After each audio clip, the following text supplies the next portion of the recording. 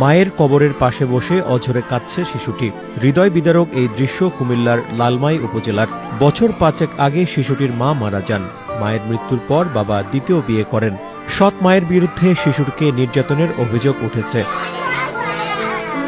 ২৩ March রাতে সামাজিক যোগাযোগ মাধ্যমে ভিডিওটি ছড়িয়ে পড়ে। এরপর এটি নিয়ে ব্যাপক আলোচনা সমালোচনা হয়। ভিডিওটি নজরে আসলে ২৪ মার্চ সকালে বিষয়টি তদন্তের নির্দেশ দেন লালমাই উপজেলা নির্বাহী কর্মকর্তা উম্মে তাহমিনা মিতু। এদিন দুপুরে সৎমা সহ শিশুটিকে তার কার্যালয়ে হাজির করা হয়। এ সময় সৎমা নিজের আচরণের জন্য ক্ষমা চান এবং ভবিষ্যতে এমন কিছু না করার অঙ্গীকার করে মুচলেকা দেন।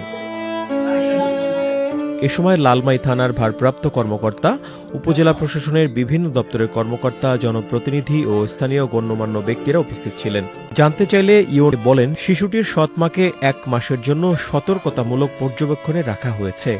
এই সময়ের মধ্যে পুনরায় কোনো অভিযোগ উঠলে তার বিরুদ্ধে আইনগত ব্যবস্থা নেওয়া হবে।